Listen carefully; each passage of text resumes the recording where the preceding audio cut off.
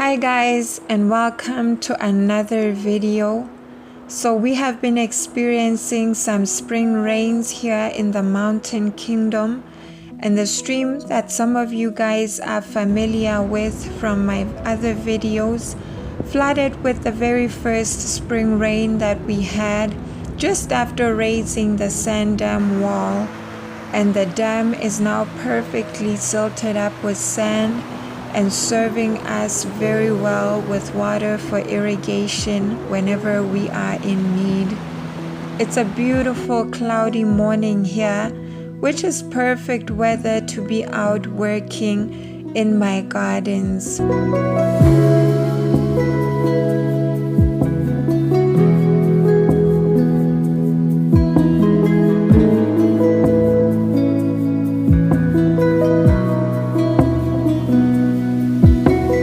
We are anticipating heavy storms from today, so I'm also providing more support for my tomatoes so that they don't break from the wind.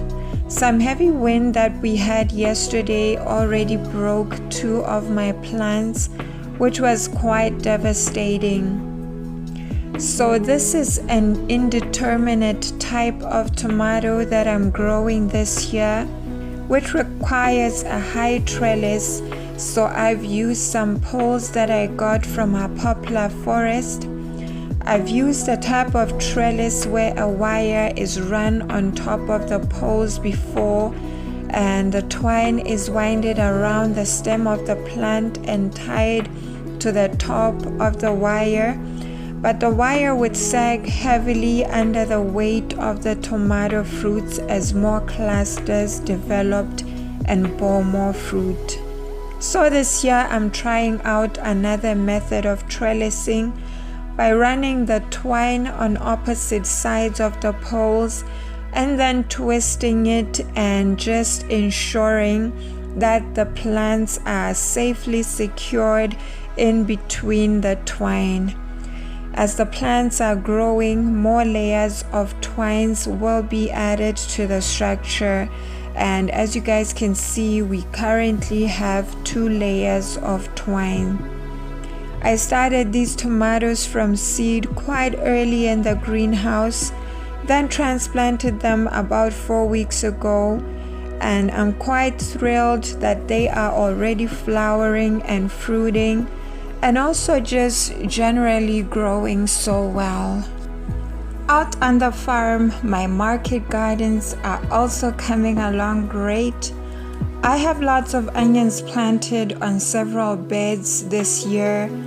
They had a hard time picking up at first due to the cold, but are now thriving due to the warm weather, and also because the weeds have been kept well under control.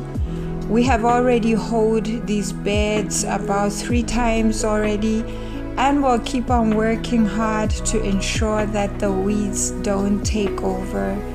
The onions have begun to bulb already, so I'm excited and I'm anticipating a bountiful harvest in the next few months.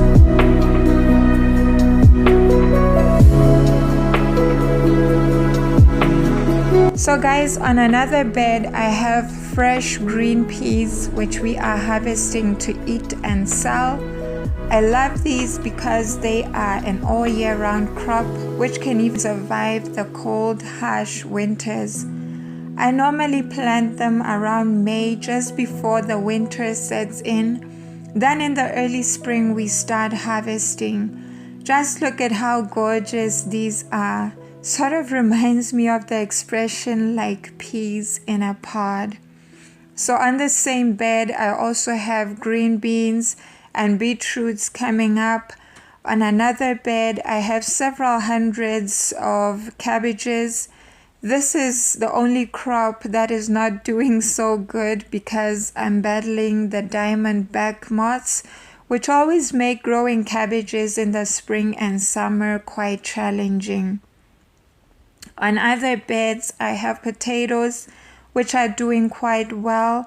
I love growing potatoes despite all the extremely hard work that goes into growing them. I've been planting the seeds and cultivating the weeds with the tractor, which helps a lot. And I'm still hilling them by hand with a spade. I'm just grateful for the little bits that I'm able to mechanize. We recently lost a good family friend to suicide, and Tim had donated half of the money that we needed to buy a small tractor when I first started farming. That's the tractor that I now use to plant potatoes and to cultivate as well, and just to do general work on the farm. And my life is a bit easier because of his generosity. And I'm still battling to come to terms with his death. He came here about 10 years ago just to get a break from South African city life.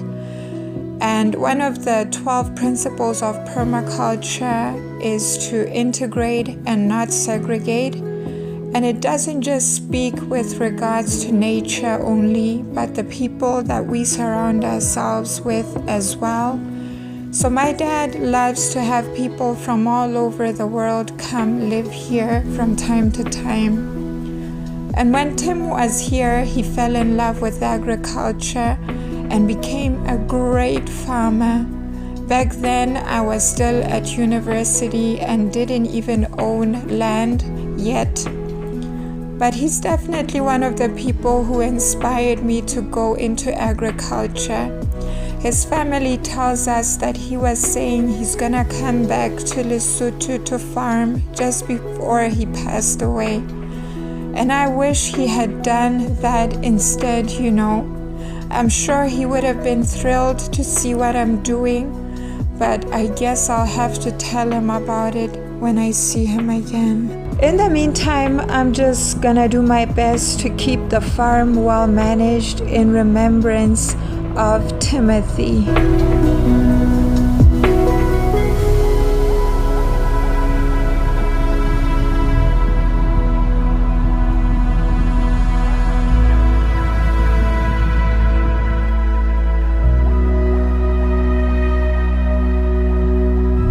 And if there's somebody watching this out there and you're struggling with suicidal thoughts, please reach out to somebody. I'm pretty sure there are lots of people out there that would rather listen to your story and encourage you rather than receive news of your passing. Anyway, guys, on the rest of the farm, I have wheat growing, and this one will be ready to harvest in just a few weeks. As you guys can see, that is starting to ripen up. And thank God that through more generosity of some Canadian farmers, that we now have a mini combine harvester. My uncle and some family friends decided to donate and help us buy a mini combine harvester, which eases a lot of the burden off my shoulders when it comes to harvesting and threshing. I don't have to do that by hand anymore.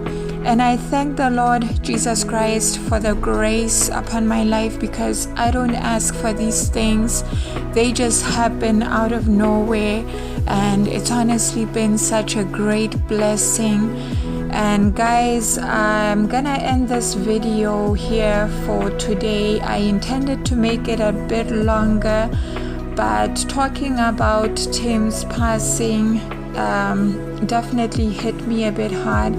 So I'm just gonna end it here for today. And if you haven't subscribed already, please subscribe to the channel to just follow up with what I'm doing in the Mountain Kingdom. And guys, I'll see you in the next one.